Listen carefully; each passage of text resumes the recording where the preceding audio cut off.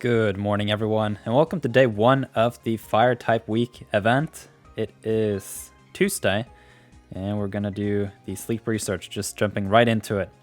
This is a big main session. There is gonna be no nap sessions in this video, and so whatever is in this sleep session is what we get today. Let's see it, everyone. Because of the event, the encounters should be random. The sleep type shouldn't matter too much. And we have 100 sleep score. That's pretty good. Did I take that long to fall asleep? Maybe I just went to sleep a lot later than I thought. It is a snoozing type, so if it is skewed more towards snoozing, but then a chance for the other ones, I'll take it. The snoozing type is what we want for all of these fire type Pokemon. I don't think there's a single fire type that's not snoozing. So, got 13 million on the first day, and then we have the good camp ticket. And because of the fire week, at least 2 of these Pokemon should be hungry because of that good camp ticket. So that's going to be interesting. Got a Marowak, I see a Growlithe, and an Alibuff. That was very hard to see, at least on my phone. We got a Ghastly. There is the Vulpix. That's nice. This is not the incense. I have a Riolu or a Rattata incense. I think I changed it to Rattata. Or Raticate, rather, in case it shows up hungry. I do have a premium biscuit. I am interested in this Vulpix, though, so we'll have to see what happens there. There's a Charmander, a Jigglypuff, and the Raticate. Nice. I'm not going to take any risks with a Vulpix, and so if it is hungry, that's going to be nice, but I'm going to overfeed it to make sure that I can befriend every Vulpix I find. Doing the Brovinnie strat in this video. Alright, so we studied all the Pokemon, and 2 of these at least should be hungry. The Charmander, the Ghastly, the Growlithe, and none of the Pokemon actually wanted. So I was hoping that this Raticate would turn out hungry, because then I could use the premium biscuit on it. But let's get right down to business. We want the Vulpix. And I can put up the Ninetales. Hey, mega hit on the first one. That's always a good sign. Except it was the premium biscuit. Okay, so we actually get a Ghastly today because I've fed a hungry Ghastly in the past. That's interesting. Another mega hit? Are you for real? When it doesn't matter? Twice? Okay. Well, I kind of did on the Vulpix, but it's just like, the big biscuit, of course. I did get a really good Growlithe the other day, so I'm just gonna get this one, I guess, because it's hungry. I don't mind the first stage evolutions. And the Charmander hanging out like way down here. I didn't even know that was possible to be this far down. Like these rocks here I've seen Pokemon hide behind before. These 2. But this is just funny, man. Alright, I'm gonna see if I can get this Charmander too. I am on the hunt for a better Charizard. I would like a triple beans berry finding. Right now I have a decent ingredients focused double ginger. It works, but I don't really have a good sausage farmer, and for curries, sausage is pretty important. And so we'll just see what I can end up with by the end of this week, and then we can start preparing for the Entei event next week, I think. And make a plan. I'm not going to feed the Growlithe here to the max. And I'm thinking to call it a day on these. So let's have a look at this Vulpix. I'm super excited about it. The first ever Vulpix. I did talk a little bit in the other video about how I would like my Ninetales. So if we switch out the Lucario here for the Ninetales, then this is something I would like. The berry finding for sure. In one of the 3 first slots, And then I want the helping speed and the skill level up M. Potentially, it would also be nice with the skill trigger instead of the speed, because Ninetales is pretty fast. And yeah, something like this would be perfect. But that is the Hopes and Dreams simulator. And so we can't really expect anything of the sort. So definitely gonna send the Vulpix candy. People are excited about Ninetales. And overall, it is a really strong Pokemon. It is pretty close to the Typhlosion, and it's going to be interesting to see whatever the ingredient rate and the skill rate ends up being. I checked Rainonex a couple minutes ago, and it seems like the current estimate is around 16% on the ingredient rate and around 2.5. Ooh, rash nature, that sucks. This is awful. This is basically the worst nature we could have gotten. This is ingredients up, main skill chance down. Oh, that is unfortunate. So it's got a mixed set here: beans, corn, and potato. Got helping speed, skill trigger, skill level of M, inventory. Yeah, that rash nature just kills it. You don't want main skill chance down on a Pokemon where you value the main skill. And for me, I'm looking for a supplemental healer. I would like for a tag team with my Sylveon, because sometimes my Sylveon does way more than it needs to, and other times it does way less. And so if I can switch the Ninetales for the Sylveon on the days that the Sylveon is really popping, and on the days that the Sylveon is lacking, I can put the Sylveon and the Ninetales on the team, and I should be doing better. At least until the main skill level 7 or 8 comes out for the Energy for All Pokemon, then I think that's what I'm going to do. So, it's a bit unfortunate here. The helping speed is nice. The skill trigger is nice too. And I guess to an extent, no. The rash nature kills it. So, that's going to be some Vulpix candy, and the hunt continues. And we have a Ghastly. I have a decent Gengar that is an ABA pattern, which means it has mushrooms in the second slot, but not the third.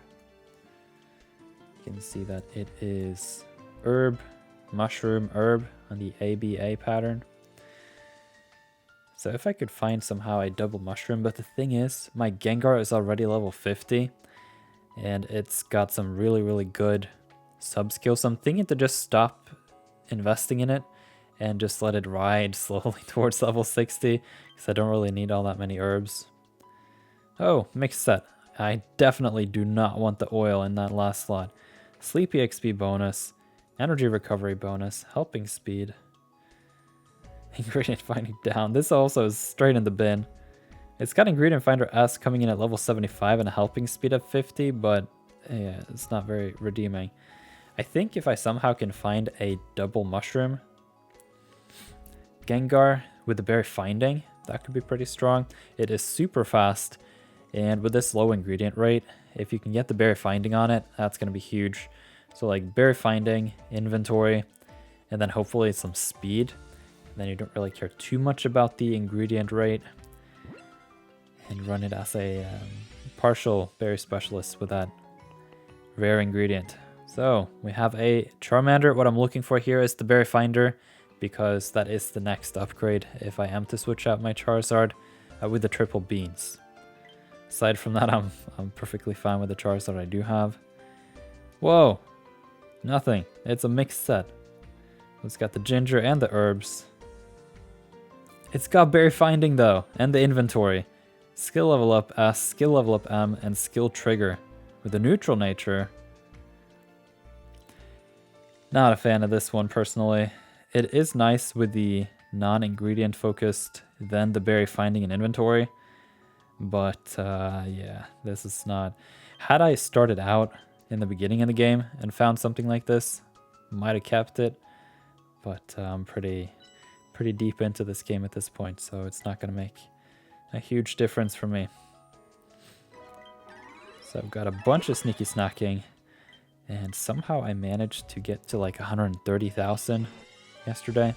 That's pretty impressive with my weak team. So I'll for sure be able to claim all the missions this week. I am running a good camp ticket, so that does help for sure. And I'm actually pretty satisfied with the work that the Quilava is putting in. And overall, I find that the Raichu is triggering a whole lot, and I can't wait for it to get the Befriending S at level 50. It's coming up on Friday, I think. I did do the mini candy boost yesterday. I'm going to do that in this video too, and we'll just have to see. I showcased the Rainonex candy calculator in yesterday's video. Hey, some tails, that's nice. And I estimated that if I do 225 candies on the Raichu with the mini candy boost, then I should be able to go all the way to level 50 with the amount of candies that I have. So I have 2 to 3 days to fuel into some other Pokemon, and that should be pretty good. So let's see the mini candy boost in action. We're gonna go from, let's see, level 21, almost to 26. That's pretty good. I've used 100 candies already. Well, that was the mini candy boost yesterday and today. And I think it was inventory on the Raichu here. Yeah. It's not a big deal, really. To an extent, I kind of do like it, though. So I may end up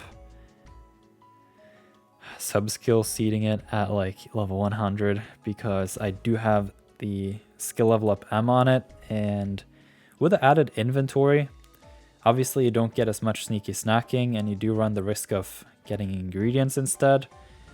But you also do get a bigger potential for the skill triggers, so that's always nice. And the helping speed adamant Befriending combo is super strong.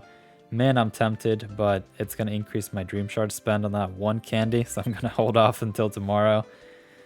And then the Quilava here, not going to invest in it. I buffed it up to level 25 to get that Befriending, but I'm thinking to just keep it at level 25 and just naturally work on it over time. I am saving all the candy that I can for the eventual Typhlosion. My standard there is super high, so I don't expect it to find it anytime soon.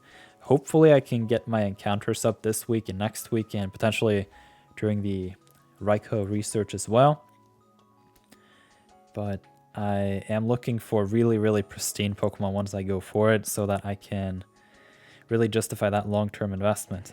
And I'm not impatient with it, so it's just to hang on a little bit and see what happens. I am curious, though, how many Vulpix candies I have already, so I'm gonna sort by date registered, go to the top here. So this was the Vulpix I got today. We saw it. It's the mixed set ingredients, but it's got an awful nature. I do not want the main skill chance down on it. And I have 4 Vulpix candies so far. It makes me curious, though. I should probably pop into the friend list as well. I know some of you guys have been pretty excited about that. And I've gotten some comments about how I need to click on the pictures too and not just scroll on the menu. So we'll do some of that today as well. And it should be a pretty good video here with a Vulpix encounter. I'm super excited to hear if you guys have found any Vulpix so far and if they're any good. I, for one, have given the analysis of what I'm looking for. And so it's just to keep on hunting and I'll find it eventually. Poke Biscuits, Dream Shards. Ooh, those are some nice rewards. Master 1, 15 biscuits. Yeah, used to 7 incense. I'm definitely going to forget that if I don't put on some incense now. Like if you're in... like if you come in late in the week and you haven't used any incense, you can always just nap session on the... what's that? Saturday and the Sunday. And then you're good. So... I think I want to save my fire type incense for the Entei research because I'm really interested in the Entei mains, especially when they have said that the mains are going to be worth more and more abundant. So that means if you then do the fire type incense, that should be pretty powerful. So let's click in on some of these. Squiggly sent me Vulpix candy. Thank you so much. Found the Vulpix indeed. So Squiggly's got a Meganium, Wigglytuff, Ampharos, Victory Bell, and Golem. And with that, I am assuming maybe you have like Salad Week or something with the tomatoes and the beans, potentially the potatoes. I don't know exactly how Squiggly's Pokemon look like, but 3 Pokemon at level 55 is pretty impressive. And the Golem at level 50. And then I'm assuming the Ampharos is, well, mostly a skill specialist, so the level doesn't matter that much, but it's getting up there. It's pretty impressive, Squiggly. Then we have Colin with the shiny Espeon profile picture with a Cyndaquil candy. Thank you very much. Got the Quilava, the Arcanine, Absol, Victory Bell, and the Wigglytuff. Wigglytuff level 50, that's pretty huge. And then I'm assuming you're in the same situation as me where I don't really have a good team for Taupe Hollow. And so we're just scrambling to get by. But based on this nap session of roughly 20, seems like you got around 100,000 Snorlax strength by now. That's pretty good. And we can see Flame Master is another one. Got the Eevee candy. That's pretty nice. Got the Charizard, Typhlosion. That looks like... No, it's hard to tell with a Haunter. I don't think it's shiny, but it would have a blue tongue if anything. And then the Diglett and the Wigglytuff. A lot of Wigglytuff on the teams here. I like it. And level 50 too.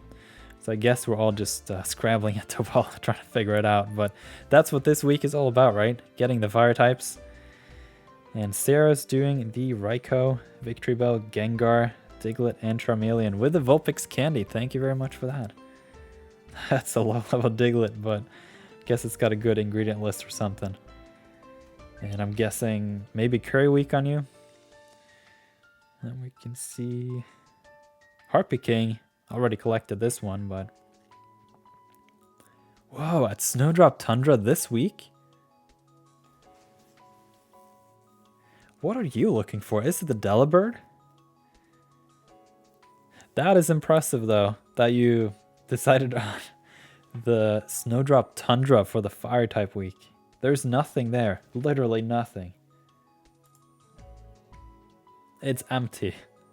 Lapis is empty. Cyan Beach has Growlithe, one of the worst Fire-type Pokemon. Oh man, that's a bold move. But then again, look at the team here. Got a shiny Charmeleon, a Cyndaquil, Flareon, Charmeleon, and Arcanine.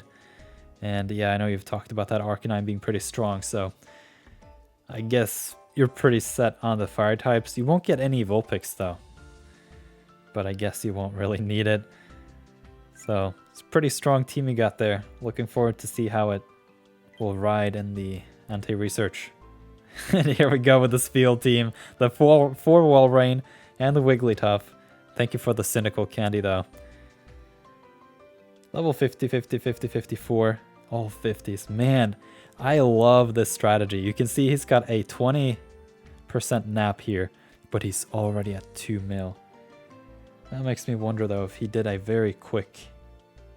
That's not a whole lot. This must have been some like super early session or something.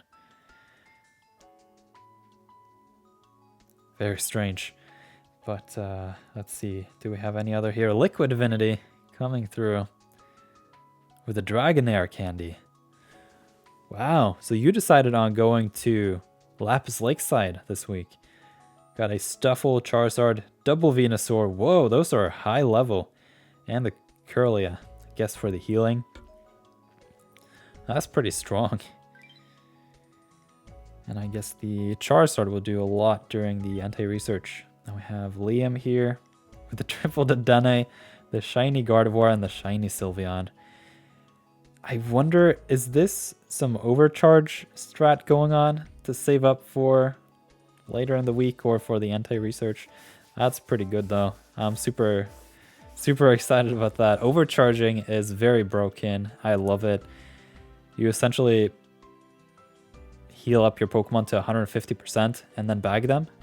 And then when they're in the box, they stay at 150%, and then you can just keep on doing that. And then when the event happens, you don't really need to run a healer all that much if you have a sufficient number of Pokemon. So that is pretty good. And we have Jay with Bonnet Candy. I feel like there's something weird with a Bonnet there. Is that shiny? No, I have a shiny Bonnet. What am I saying? That one's like blue something. Marowak, Flareon, Onix, another Marowak, and the Victory Bell. I'm super curious though, Jay. Do you have Berry Finding on both of these, or is it just standard Marowak? I have a non-Berry Finding, non-speed Marowak with the Sleepy XP bonus up. And it's a decent Pokemon. If I sort by berries, it's typically the 3rd or the 4th. And so I don't really use it all that much. And we have Shanji here, the very bottom.